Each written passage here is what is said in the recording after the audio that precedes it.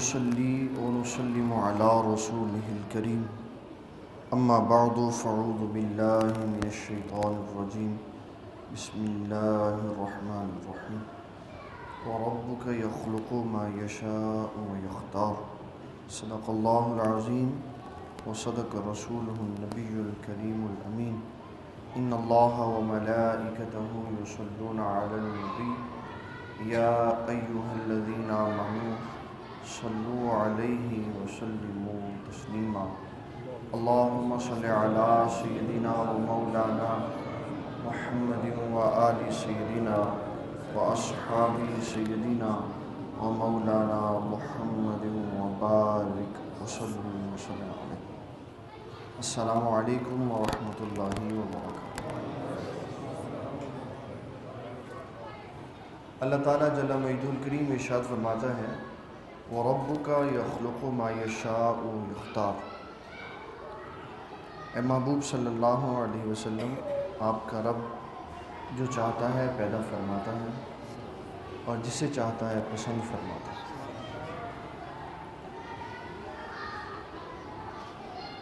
خالق کائنات کی اپنی مرضی ہے، چاہے وہ لمبی گردن والا جانور پیدا کرے، لمبی ناک والا جانور پیدا کرے، لمبی ٹانگوں والا جانور پیدا کرے، بغیر ٹانگوں کے جانور پیدا کرے، اڑنے والا پیدا کرے، تیرنے والا پیدا کرے، رینگنے والا پیدا کرے. ہر جانور اس کی قدرت کا مظہر ہے. اس مرضی جانور کو دیکھ لیں، اللہ تعالیٰ کی شان نظر آتی. اس نے ہر رنگ میں اپنے آپ کو دکھایا، ہر رنگ میں. اور کیسا اس کا شاندار نظام ہے کہ جانوروں کی ماحولیاتی تبدیلی کے ساتھ اس نے جانوروں کی خوراک رکھی ہوئی. ایک جگہ سے جانور جب دوسری جگہ سفر کر کے جاتے ہیں تو زمین سے ہوتے ہوئے جب پانی سے گزرتے ہیں تو انہیں گزرنے والے جانوروں میں سے پانی کے اندر موجود جانوروں کے لیے خوراک رکھی ہوئی. کیسا اس کا عجیب اور خوبصورت نظام ہے. اور اس نے کتنی خوبصورت بات فرمائی وَمَا مِن دَابَّةٍ فِي الْأَرْضِ إِلَّا عَلَى اللَّهِ رِزْقُهَا. کہ زمین پہ جتنے چلنے والے ہیں سب کا رزق اللہ کے پاس اور سب کو رزق پہنچاتا ہے. جانوروں میں سے جانور کھلا دیتا ہے، جانوروں کو جانور کھلا دیتا ہے، انسانوں کے لیے انتظام کر دیتا ہے. بڑا شانوں والا اور عظمت والا ہمارا رب ہے.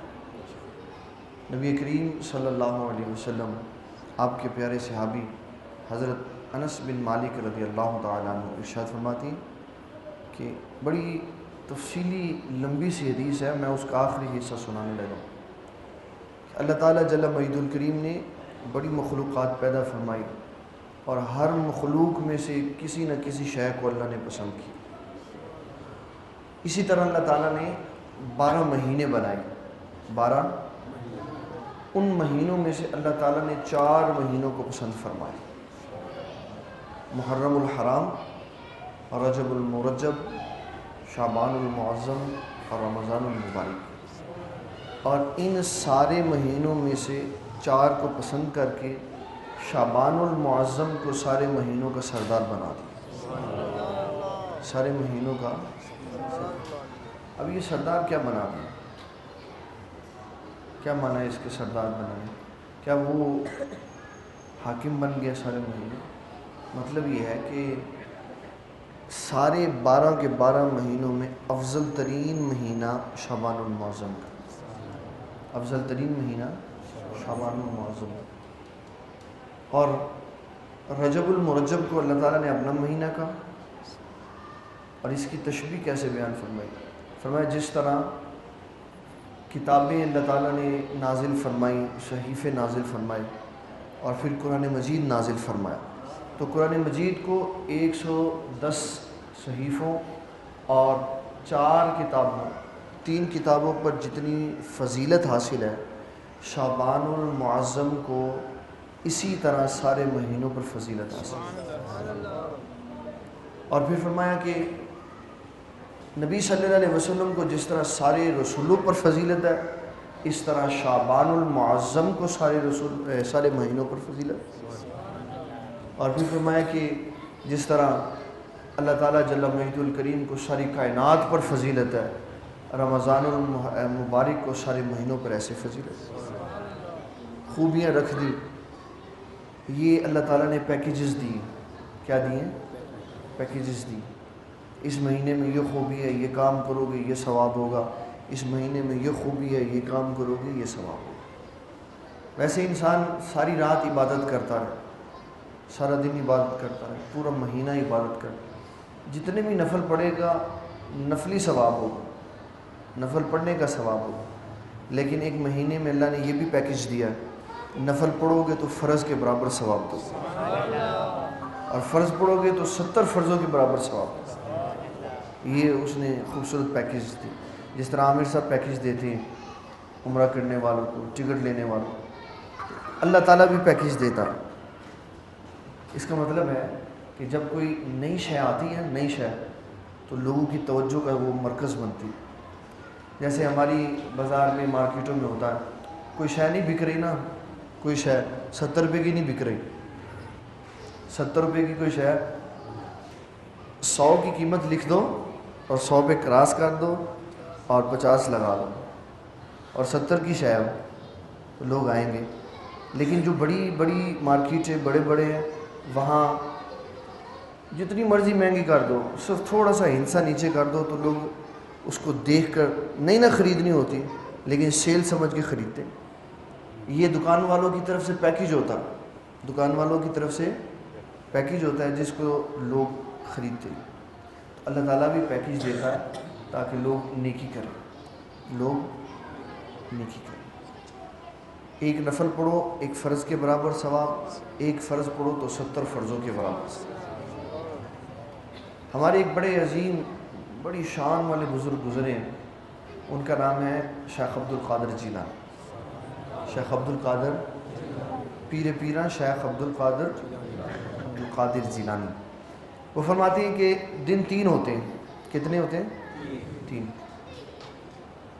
ایک وہ ہے جو گزر گیا، ایک وہ ہے جو موجود ہے، ایک وہ ہے جو آنے والا ہے۔ جو گزر گیا وہ چلا گیا، اس سے صرف عبرت حاصل کی جا سکتی، سبق لیا جا سکتا۔ جو موجود ہے اس کو غنیمت جانا جا سکتا ہے، اور جو آنے والا ہے اس کے لیے تیاری ہو سکتی۔ فرماتے اسی طرح اللہ تعالیٰ نے یہ 3 برکت والے مہینے ہمیں ساتھ ساتھ دیے، رجب، شعبان اور رمضان۔ رجب گزر گیا، اس سے عبرت حاصل کرو، شعبان موجود ہے اسے غنیمت جانو، اور رمضان آنے والا ہے اس کی تیاری کرو۔ اچھا، ہمارے ملک میں ایک سزا ہوتی، ایک سزا ملتی قیدی کو، کہتے اس کو عمر قید کی سزا ہے۔ اسلام میں اس کا تصور نہیں، عمر قید کا، کیا بیچ میں لٹکا کے اس کو رکھ دی۔ یہ جو بیچ میں لٹکانے والی شے نا، یہ یہودیوں کا طریقہ ہے۔ کس کا طریقہ ہے؟ یہودی عورت کو ایک طلاق دیتے، پھر واپس لے آتے، پھر چھوڑ دیتے، پھر واپس لے آتے، پھر چھوڑ۔ اسلام نے قانون بنا دیے جب 3 طلاقیں دے دو پھر بات ختم، اس کی زندگی خراب مت کرو، اس کو آگے زندگی گزارنے کے لیے موقع دو۔ تم نے دے دی، اب وہ کسی اور کے ساتھ زندگی گزار۔ یہ کیا ہے؟ بیچ میں لٹکایا دیا اس کو جیل کے اندر، جی ساری زندگی تو نے یہاں پہ گزارا۔ اسلام اس کا قائل نہیں۔ نبی صلی اللہ علیہ وسلم کے زارہ زمانہ حیات میں شعبان میں ہر مجرم کا فیصلہ ہو جاتا تھا۔ شعبان میں اگر اس کا جرم ایسا ہوتا کہ اس کو سزا ہونی ہوتی تو جو جرم ہوتا اس کے مطابق سزا ختم، اس کے بعد زیادہ سے زیادہ کیا سزا ہے؟ پھانسی، ختم، کوڑے پڑنے ختم، اس کے بعد وہ اپنی زندگی گزارے۔ ساری زندگی جیل میں اس کو پڑا رکھتے ہیں، وہ کیا کر رہا ہے؟ اسلام نے کسی کو اس طرح کی اذیت میں مبتلا نہیں کیا۔ جرم کیا ہے سزا دو تو ختم کر دو۔ نبی صلی اللہ علیہ وسلم کے زارہ زمانہ حیات میں شعبان المعظم کے آغاز میں سارے مجرم بلائے جاتے، ان کے کیس سنے جاتے، اور جس کو جو جو سزا دینی ہوتی سزا دی جاتی، اور جس کو رہائی ملنی ہوتی رہا کر دیا جاتا۔ یہ جو عمر قید کی سزا ہے اس کا اسلام سے کوئی تعلق نہیں. اور پھر کیا ہوتا ہے ہمارے جیلوں میں، وہ اس کو ہر فیسلٹی چور ڈاکو کو اندر ملتی ہے، وہ وہاں بیٹھ کر ساری زندگی اپنی گنڈا گردی بیٹھ کرتا ہے.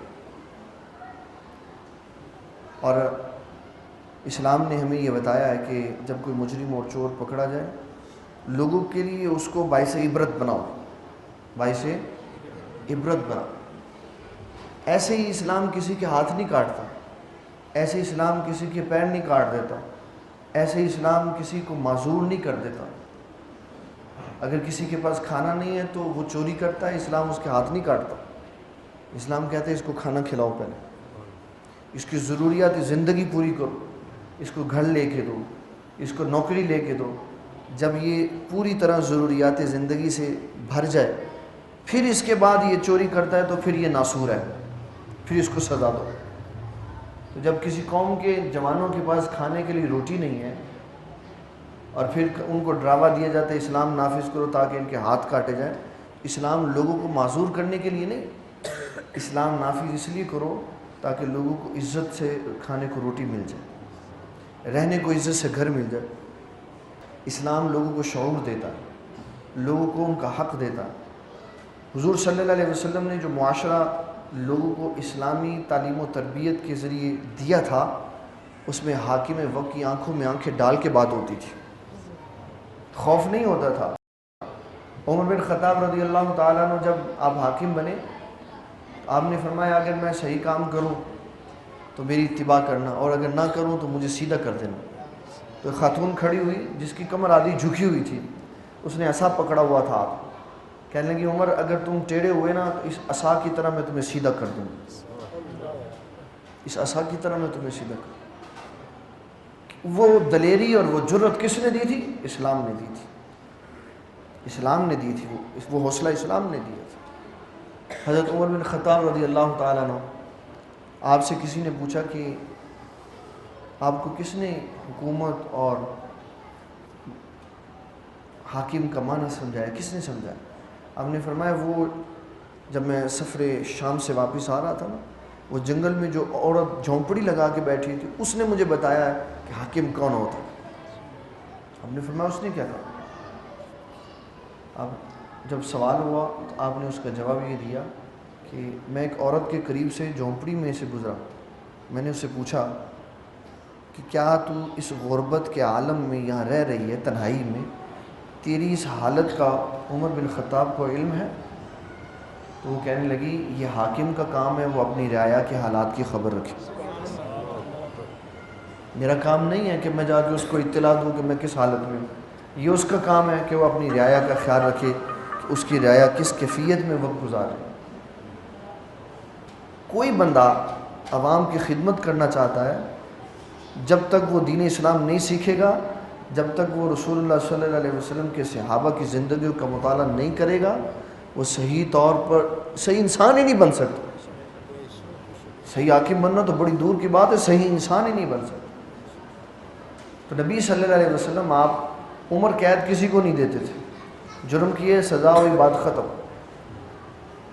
اور پھر سزا کے بعد کسی کو اس کا جرم یاد کروانا یہ اس سے بڑا جرم ہے. سزا ہو گئی تو جرم ختم ہو گیا، سزا ہو گئی تو جرم ختم ہو گیا. نبی کریم صلی اللہ علیہ وسلم فرماتے ہیں جب کوئی بندہ کسی کی سزا کے بعد اس کو اس کے جرم کا طعنہ دیتا ہے نا، یہ بندہ اس وقت تک نہیں مرے گا جب تک خود وہ جرم نہیں کرے گا. جرم کیا اس نے، انسان تھا، غلطی ہو گئی، سزا مل گئی، بات ختم ہو. حضرت حسان کو درے پڑے. پھر ایک دن کسی نے بات کی، ام المومنین سیدہ عائشہ صدیقہ نے جو تعلیمات نبی صلی اللہ علیہ وسلم سے ملی تھی اس کا اظہار فرمایا. فرمایا حسان کے خلاف بات نہیں کرو، سزا ملی، بات ختم ہو گئی، وہ تو نبی صلی اللہ علیہ وسلم کی نعتیں پڑھتا، اس کے خلاف بات نہیں کرو. تو شعبان المعظم کے مہینے میں سزائیں ہو جاتی تھیں، جیلیں خالی ہو جاتی تھیں اور لوگ نئی زندگی کی طرف چلتے تھے. اور نبی کریم رؤوف الرحیم صلی اللہ علیہ وسلم نے یہ پورا مہینہ روزے کے ساتھ گزارا، روزے کے ساتھ گزارا. پھر شعبان روزہ، پھر رمضان روزہ، پھر شوال میں روزے، پہلے 6 روزے، پھر پیر جمعرات کا روزہ، پھر 13، 14، 15 کو روزہ، پھر ذی الحجہ میں 11 روزے، محرم میں 11 روزے، سفر میں 11 روزے، ربیع الاول میں 11 روزے، ربیع الثانی میں 11 روزے، جمادی الاول میں 11 روزے، جمادی الثانی میں 11 روزے، رجب میں 11 روزے، پھر شعبان میں 29 روزے۔ یہ نبی صلی اللہ علیہ وسلم کا معمول ہوتا تھا۔ وہ لوگ کثرت سے روزے رکھتے تھے، اس لیے رمضان میں ایسے نہیں پڑے ہوتے تھے۔ ہمارے یہی حال ہوتا ہے ہمارا، اس میں کوئی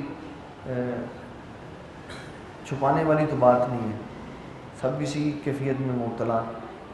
ظہر کی نماز کے بعد مسجد میں ایسے پڑے ہوتے ہیں جیسے لاشیں پڑی ہوئی ہیں، اٹھنے کی طاقت نہیں ہوتی، ہمت نہیں ہوتی، تھکاوٹ ہو جاتی۔ ہم عادی نہیں ہیں، ہم عادی اگر ہم تعلیمات اسلام کے مطابق ہر مہینے میں 11 روزے رکھیں، پیر جمعرات کا روزہ رکھیں، 13، 14، 15 کا روزہ رکھیں، تو ہمارا جسم عادی ہو جائے۔ ہمارا جسم، صحابہ کرام رضوان اللہ تعالیٰ علیہ مجمعین کے جسم عادی تھے تو روزے میں 17 رمضان المبارک کو غزوہ بدر میں چلے گئے۔